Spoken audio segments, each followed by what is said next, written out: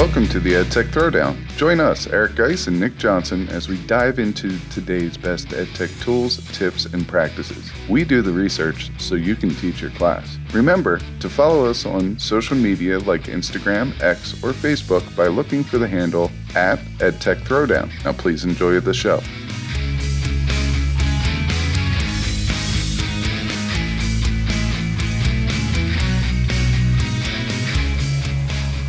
Welcome to the EdTech Throwdown. This is episode 214 called Ditch That Chromebook. In this episode, we'll talk about several current issues in the EdTech world, all centered around technology, the role it serves, and to what extent it belongs in schools. This is another episode you don't want to miss. Check it out.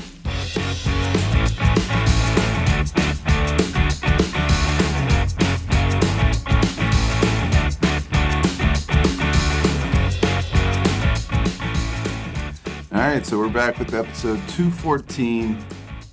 Just wanted to throw a shout out to Nick last week. He was with guest Dave Snyder. Awesome episode. I got to listen to it. I wasn't a part of the episode because, I have some family stuff that I had to, deal with and go through. But it was an awesome episode. If you're interested in cognitive science and the way the brain works and how students learn, you need to go back and check out that episode. Yeah, thank you for saying that, first of all. And second of all, just such a fun conversation. Dave's a really fun guy to talk to. Very knowledgeable.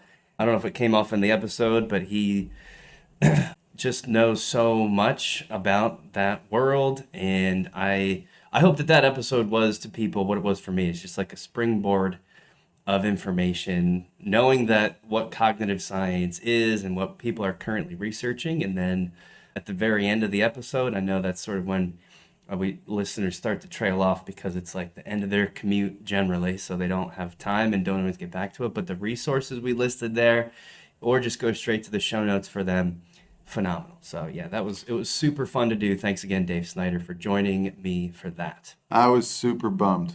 We got to see him at NJECC, and that was such a phenomenal session that he ran. And I could tell, as a coach, that he's a coach before he told us that he was a coach.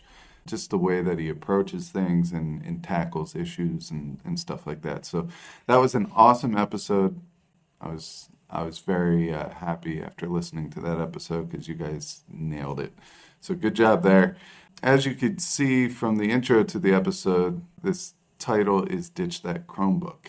And I will say this has nothing to do with Matt Miller. We love Matt Miller and all the ditch stuff that he does, all the books and all the tremendous resources that he gives. But I had to keep this title because of exactly how people are bringing this issue up to us and asking for our opinions, and we'll get into that a little bit in the segment too, but that's the reason why we went with the title.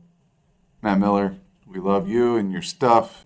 Fantastic guy. Met him a bunch of times at conferences, but this episode is just our take on one of the couple of issues that we're going to talk about EdTech. Each year we typically do in February, but for some reason we didn't do it in February, kind of like the State of the Union address involving education and educational technology. So that's kind of going to be our episode today.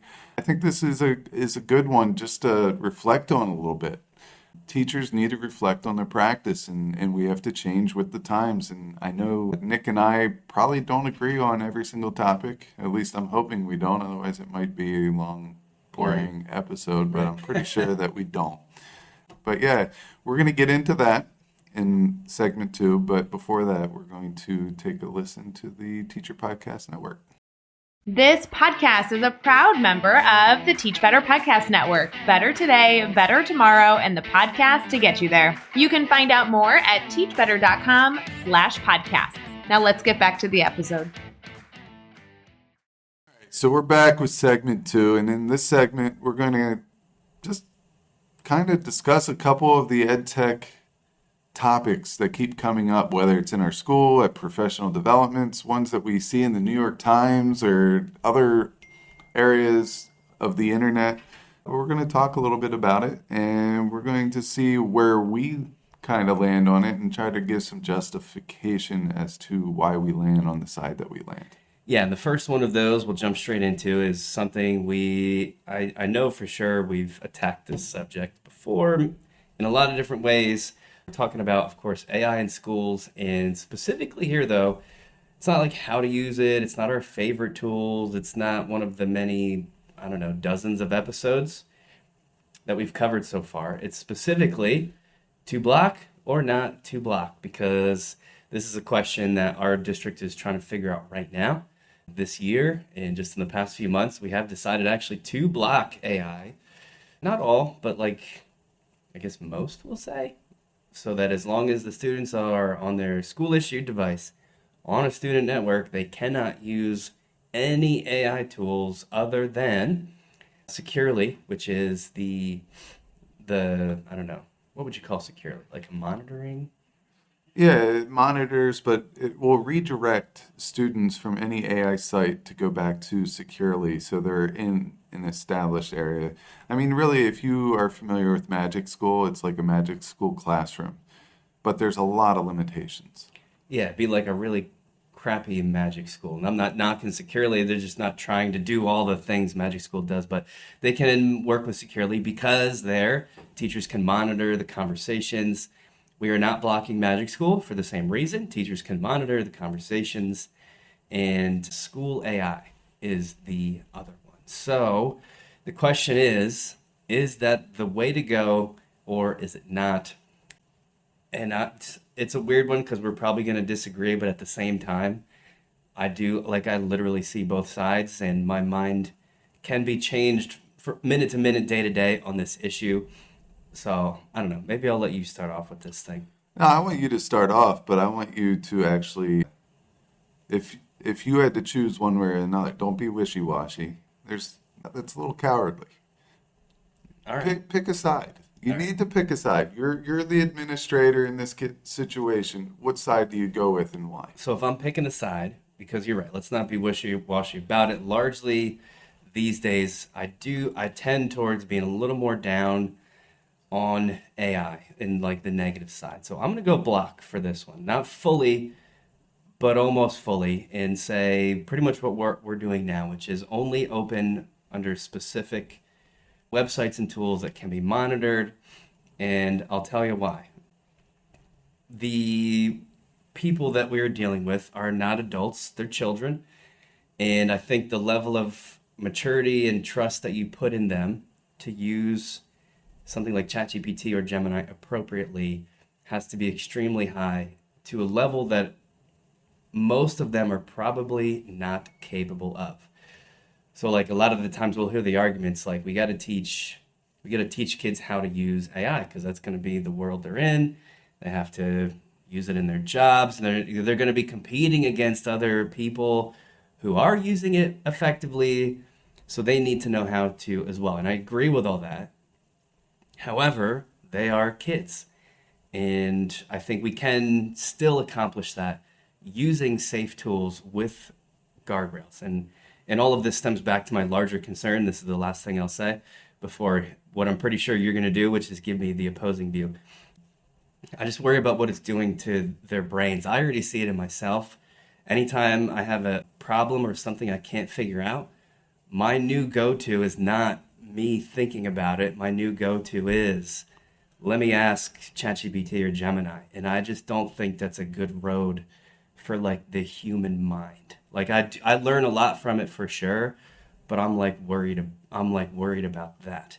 So then to me that maybe that gets magnified for students, right? Children with developing minds. I don't know what the end game is there. Might be fine. Might just be a new age for humanity, but also maybe it's not good too. So if I had to pick a side, that's where I'm at. What do you think? I don't know where to start. All right, because you're saying stuff and I'm thinking of metaphors, examples, blah, blah, blah, blah, blah. So I'm just going to give you kind of this verbal combustion Let of it out. everything. All right, first of all, I think as educators, we need to start taking away all the bubbles that we put up to protect these kids. All right. Now, I'm saying this strictly in terms of education. I'm not saying we need to, have our kids walk barefoot uphill both ways from school. I don't want elementary kids doing anything that's not safe. And that word safe is the thing that's going to be kind of debated here. But I feel like we keep putting these bubbles up around our kids. And, we did it with social media. All right. I understand the cyberbullying issue. I do understand that. But it's going to happen regardless.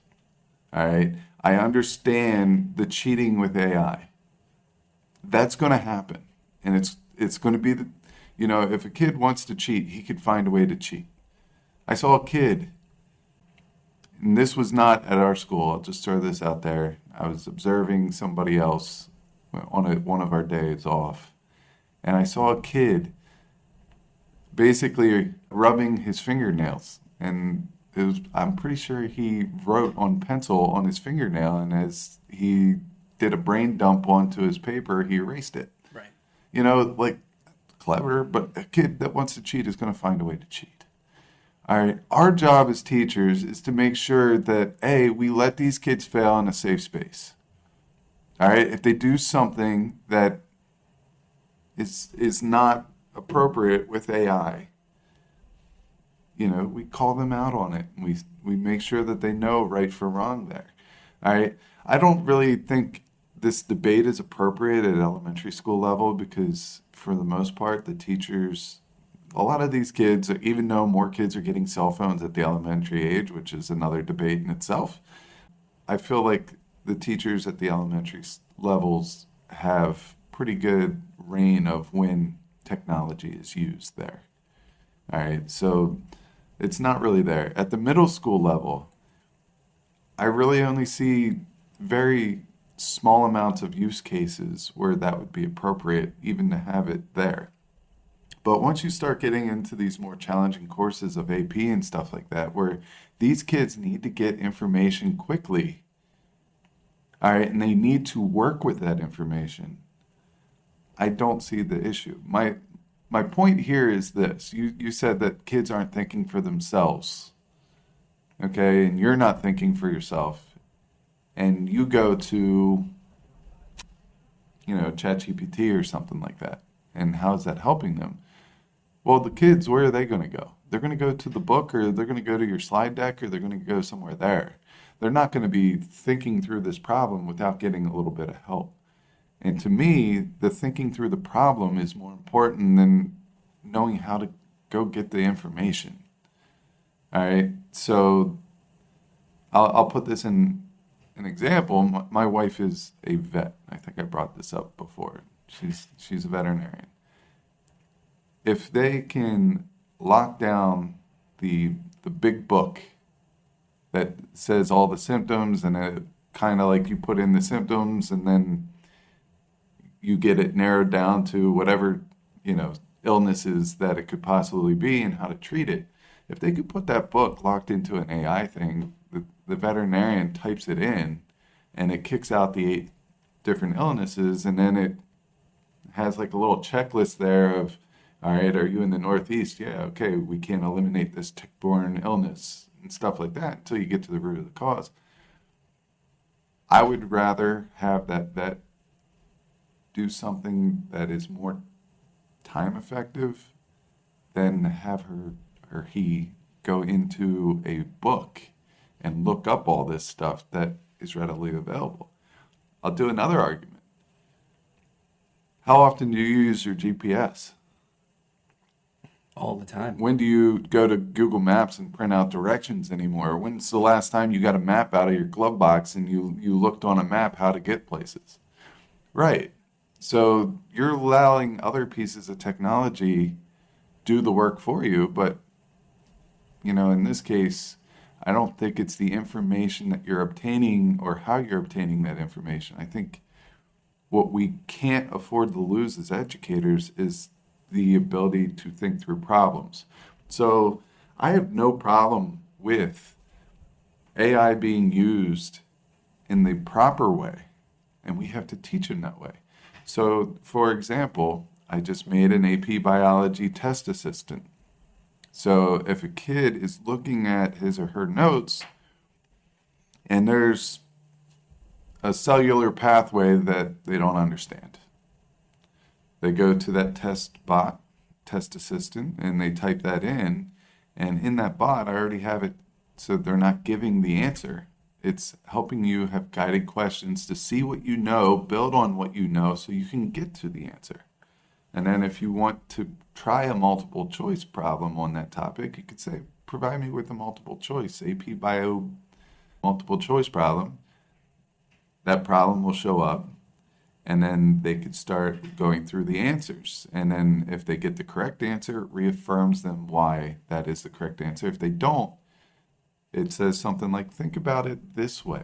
Does this make sense compared to what the question is asking? And then they get another try. Those are all appropriate uses. Do I condone AI writing a paper, turning it in as your own? No, but I also don't condone a student going to Wikipedia or any type of database and copying and pasting in anything from there either. There's uses. We got around that as educators, students using digital resources because everyone was scared about that. Take the bubble down, teach them appropriately, communicate clear directions. You may not use AI for this project. As a teacher, the only way that you're going to do that is you go back to pen and paper, and they have no electronics out, and they do it in class.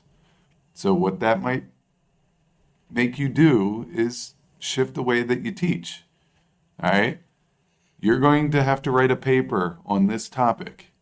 You may bring in papers, nothing digital, but you may bring in papers to assist you to write your paper in class. Today we're doing the intro. The next day we are doing this. And maybe the teachers give different color pieces of paper per day, so they can't just bring it in and have it done from home. Like, we need to be a little bit more clever on how we're asking kids to do things. But the AI has to be a part of certain situations. It's really funny as you're talking. I was at a thing with some other parents from my daughter's school a couple weeks ago, and weirdly, I was the same argument, at least one of the arguments you just made, I was giving in front of this group of parents because we were all talking about pretty much this. And I was like, hey, if AI makes, if kids can get to the same result faster than it would take them to, like you said, read a book or go do what we did, which is read Wikipedia and Google search things. To me, that's all upside. I was like, then they can get to the same end result but faster. And this other lady that was there, this other mom pushed back, and she's like, okay, that might be true, except, and her point was, like, what are we losing when everything is easy? Like, what is lost if all answers are available and you don't have to, like, what if your mind never has to work through anything, even if it's reading a Wikipedia article? Like, that was our level of struggle, which compared to the generation before us probably seemed like a joke. But now AI just like amplifies that exponentially. And she was like, what happens when everything they do is so easy for them? Because some things in life are going to be hard. Some things in life are going to take work. Sometimes ChatGPT or Gemini is wrong. And if you have no ability and no content knowledge, how do you know when what it's telling you is wrong or inaccurate or biased? So it's just funny hearing you say what I was saying. And I was like, yeah, okay, lady, like, that's kind of a good point. I'm not sure how I feel about it. I'm sharing because I don't know how do you feel about that? Well, the thing is we have made curriculums in education to look at fake news. We got to do the same thing with AI. What we can't do is just hope that the colleges or the universities are going to teach our kids how to use AI. Right. Because what's happening is kids are going to college, and at college, it's pretty clear cut. You either did, you didn't, right, wrong. For the most part, they write you up for academic dishonesty, you're out. Yeah, that's it. Done deal. It's one and done. All right. So my thing is if we give them the ability to make mistakes in high school and we correct those in a way that, like, I'm totally against the first offense going on academic record and stuff like that. It should be held in-house. Okay, this is your consequence. There's still a consequence, but it doesn't need to go on their academic record the first time. They get a 0, or they have to redo the assignment a different way, or something along those lines. But the fact that we're just sending them to the college or university and they're expected to know how to write a works cited for AI when we don't show them that in the high school, like, I think it's just setting them up to be behind everyone else that has already learned that. And I feel like districts are either all in or all out. Right. There's not really a middle ground, and I wouldn't even call ours a middle ground. I think Securely is so limited that I'm not saying that it's not useful. I think it's minimally useful. I'll say it's pretty not useful. Like, let's not even if we have Magic School available, it's not even like Securely. It's just minimal at best. Yeah, but that also needs worked out too, because Magic School is getting blocked. And I don't know if that's something that is local to our district, but it doesn't do the redirect and it doesn't allow them to use the tool that's being used. Right. So, I mean, there are limitations beyond the limitations. Like, I think you're able to set which ones are able to be pushed past with Securely, like which ones get redirected there and which ones don't, which ones you're allowed to use. But I mean, there are things that we have to figure out if that's how we're going to stay. I think you're probably right about the let fail thing, and I do also believe that high school should be that place where that happens, so then you like don't get kicked out of college for it. But my fear with that is, like, when I look around at our colleagues, like, that's a lot of work and that's a tall task. Are they actually going to do it? Like, are these safe space conversations really going to happen? Because what I see is people around here just want to, like, they want it to be easy and to be handled for them. Like, they don't want to have the hard conversation with the kid. You can't really prove when the student has used AI. So, like, while I agree, I don't know if what you're saying would actually happen for real in, like, a helpful way. Unless, and so here's, I don't know if this is the end to it or not, unless I've seen two things that I like that I'll share, and maybe that's the springboard to the next topic. Before students submit something written, they have to run it through Turnitin. And if Turnitin says that it was AI generated, they can't even submit it, right? Like, don't even bother pushing in that paper if Turnitin says it's AI created. I like that because now the teacher is not put in the position to make the call. The kid has to do it themselves. So if the student is angry about that, they can be annoyed with Turnitin, right? So it's deflected away from the teacher fully. We're not asking teachers to have hard conversations. Should they be having them? Yes. Are they? I don't think so. I think a lot of teachers try to avoid it. So I like that. And then the other thing I've seen that I really like is, and what probably is the correct answer, despite what I've been arguing, schools that have a really robust AI training program that all kids go through, freshman, sophomore, junior, senior, and because the training is at a high level, we open it up. We say, yes, you can use Google Gemini. It's safe and private according to Google, so it's cool that way. And also, we are fully teaching all of you the rights and the wrongs. I think that's, if I, like, for real was running a school, that's probably what I would do, despite all the concerns that I've shared so far. So I don't know if that's the end of the if that's the end of this. We could keep going round and round for a while. But yeah, I mean, the thing is I don't see Securely changing anything. It's not changing anything because students still have a way to get on AI at home. So if they have that reasoning, what is it changing? Unless, the assignment is given up in parts and is only done in class, it's not changing anything. It's not solving any of our problems. So for me, the only right way is to teach them the proper way of using it. Because if they're going to be exposed to it in some way, shape, or form, let them be exposed to it. If you can't control everything, then you control nothing, in my opinion. And we could leave it there, but I think one of the things that's going to help the situation next year, possibly, is our next topic. I believe it's our next topic, which is, no, it's our last topic, that's but I'm cool. going to switch it. Yeah, we can jump it. It doesn't matter. Let's do the. And that's the banning of cell phones in schools, yay or nay. In New Jersey, and correct me if I'm wrong, I think the policy is that cell phones go away next year. I believe completely. so. Yeah, that's a new law. All right. I'm wondering how that's going to be paid for, how that's going to be controlled and all that. But I guess the question is, should the banning of cell phones happen in schools? Yes or no?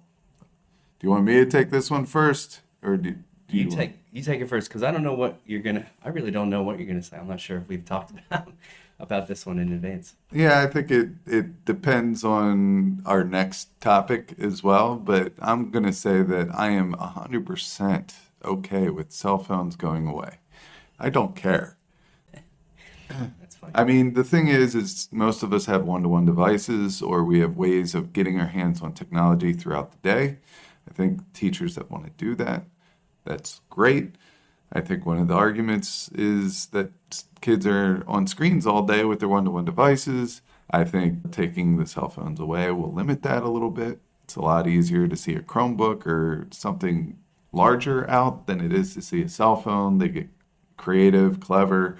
If they have to be locked up and there's a way to manage that, they can't go to the bathroom and use it there. I just think that it might cut down on some of the negative stuff that I'm more afraid of, like the cyberbullying and social media and stuff along those lines. Now, if we do this way, we have the ability, if we eliminate all personal devices, so MacBooks cannot come to school, personal Chromebooks, laptops, all that stuff cannot come to school. If we eliminate all that, then we can have control of some of that negative stuff at school. Now, they would still be able to use their Chromebooks, but it would be under, when they're signed in their school account, we would be able to monitor them. We would be able to do all that. That pushes the social media and all that stuff out to the parents to keep control of. I think in school, I think it's awesome that if there are teachers that want to run social media through their school, and maybe they give the students a chance to develop the post and the teachers approve it, that way they can kind of educate them on the, how to spread positive vibes on social media, keep everything professional and positive, and, talk about social media presence and how it can impact your future and all that good stuff. I think that's good. But for the argument of cell phones, yeah, I don't care. Take them away. Same. So we'll do this one quick, because we probably agree on this. Get them out of here. Separating out, okay, how's that going to happen? Who's paying for that? Who's going to pay for the little pouches that they store them in? Who's going to be checking that it actually happens? What about the teachers that don't monitor for it? Blah, blah, blah. The 1,000 issues that goes along with actually doing it. If we just say, hypothetically, could it be done and should we do it? I think, yeah, for sure. I just think it's too big of a draw, almost for one of the same arguments I made with AI. Should we teach kids to use AI properly so they learn to when they're adults? Yes. Are they children that aren't going to be able to do it properly? For sure. Same exact thing with cell phones. Should we teach them to sit there through a class period and not look at their phones? Yes. Can they do that? No. So get them out of schools. It's too big of a distraction. It's time to be done. My other point is we might be able to control the kids, but we can't control the parents. Mm-hmm. Do you know how many times I have run a class where their phone goes off and it's their parents? Oh, yeah. All the time. All the time. And usually I take the phone, I see that it's mom or dad, and I answer it. I do that all the time. I've Anytime seen- it's the parent, I'll be like, hey, what's going on? Who's this? I go, this is your son or daughter's teacher.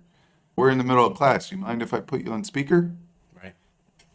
I've seen that live, by the way. It's very entertaining. Yeah, I mean, I have fun with it, but get rid of the cell phones. We don't need them. Don't need them. And then maybe these kind of, I'm realizing all three of these kind of blend together. So let's wrap it up with our final, the last one of these, which is recently there's been a pendulum swing back on this thing of one-to-one devices. This is the title of our episode here today.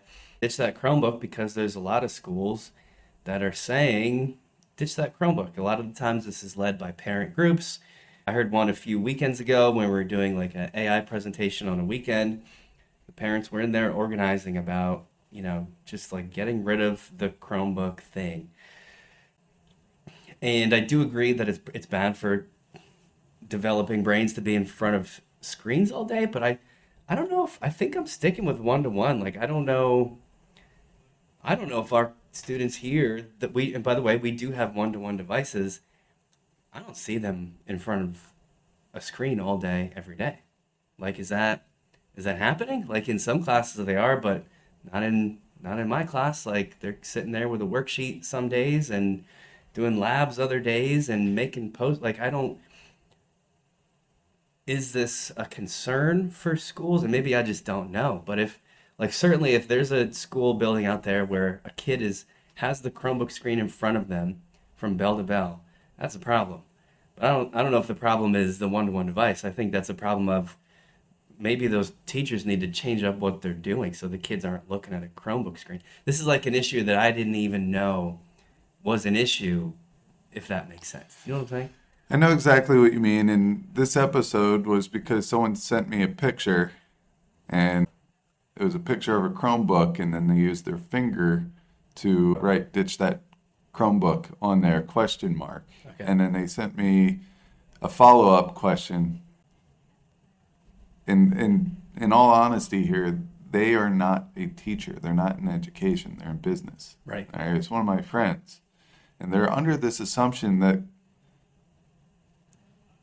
their elementary age kid and their middle school age kid and their high school age kid all have Chromebooks and they're all on it all the time. But they're not, right? They're not. Okay, good. All right, they're not. And here's the thing. The high school kid is on his phone something absurd like 9 hours a day because they can track that. So they assume that the Chromebook is the same. And it really is not. So if we get rid of the cell phones, that's 9 hours of free time away from a tech device. At school, we have some teachers that still don't use Chromebooks, and you know what? That's fine. But I think that there's a space in here called, ditch that Chromebook. Yeah, you're going to do that. And guess what? There are awesome activities out there that you could do without technology. Maybe that's Matt Miller's next book, Ditch That Chromebook, with a little spin that it's okay. Maybe even limited. Maybe hybrid activities where there's a station rotation and one of those 5 stations is a Chromebook activity, or flip-flop. Maybe 3 of them are Chromebooks and 2 of them are without Chromebooks. And I think for the most part, that's what we do as teachers. I don't allow kids to go on and just watch random YouTube videos. We're not watching episodes of Bluey. We're not, watching Bill Nye the Science Guy period after period after period. We're not doing that. We go on, maybe there's a simulation that we use. Maybe I give them the option they could either type their answers or write their answers on a physical worksheet, something along those lines. Maybe we're doing an escape the room where there's they're using their Chromebooks as lock forms. But I don't see anybody day in and day out on a device unless it's like some type of like computer course that is meant to be on a computer, like code writing, things like that. Yeah, so like I don't know, maybe the listeners are screaming at their phones or their car speakers right now saying you guys don't know what's happening, but it's certainly not that way at our school. So I wonder like to what extent this is just like parent groups thinking that that's what's happening when it's actually not. But maybe we're wrong. Maybe there's a couple schools out there where like, yeah, all your teachers every day are like on the Chromebook. We're taking notes by typing, and if that's happening, I would say, like I said before, I think ditching the Chromebooks is maybe the wrong way to go. Maybe it's like more just train the faculty to like not do that, and remember that there's benefits to handwriting, and there's benefits to doing physical things, sometimes away from the screen, just away from the physical downsides of looking at a screen all day. Like when, I don't know if maybe teachers don't do this a lot because we're up in front of a room, but when I spend too much time in the morning in my office looking at 3 screens, my head starts getting weird, right? You're nodding because obviously you felt that too. You got to get up and like talk to humans, or it makes you feel weird. So I think we keep the Chromebooks. I'll say one more quick thing. If we had to go back to like laptop carts, can you imagine how annoying that would be? That would be terrible. It would be terrible. So keep the Chromebooks. And then if I want the kids to take it out, I tell them to take it out of their book bag. The other thing, and this is the reason why I don't think Chromebooks are going away or one-to-one devices are going away. Think about our state testing. Think about our AP testing and things like that. Well, guess what? They switch from paper to devices.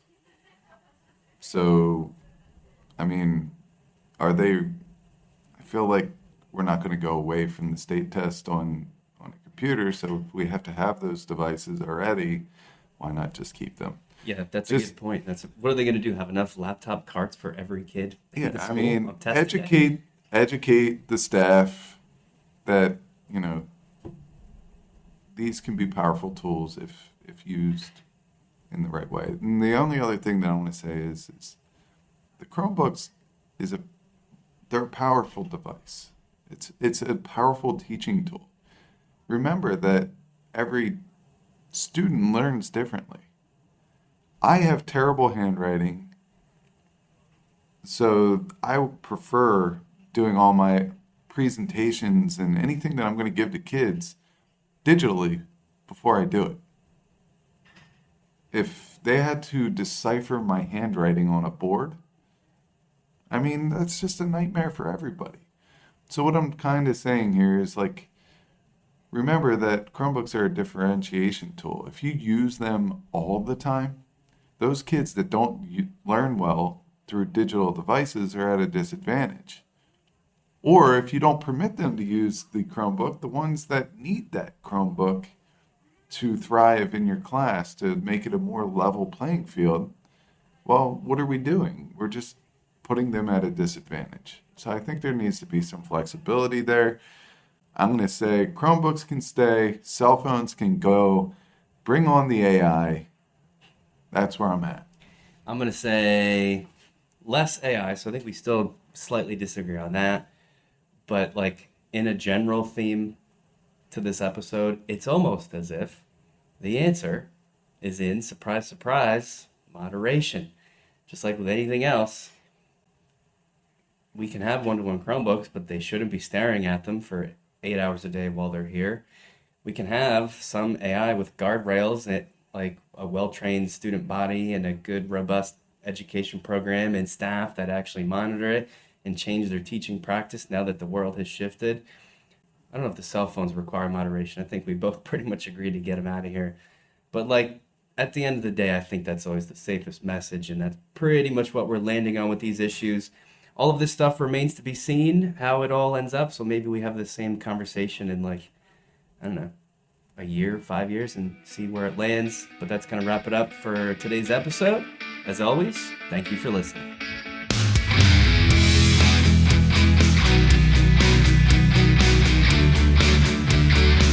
Thanks for listening to the EdTech Throwdown. Do us a couple of favors. Subscribe to our podcast on any major podcast catcher such as Apple, Spotify, Amazon Podcast, and Stitcher. Go over to YouTube, search the EdTech Throwdown, subscribe to the channel. You can connect with us on Twitter, Facebook, and Instagram. The show's handle is EdTech Throwdown. You can connect with Geis at GeisGotTech, Nick at NickGotTech. You could write us an Apple Podcast review. You could tell your friends about www.edtechthrowdown.com. And lastly, go over and check out our friends over at the Teach Better Podcast Network, a network that we are so proudly involved with. Until next time, remember, go try some EdTech because we will do the research so you can teach your class.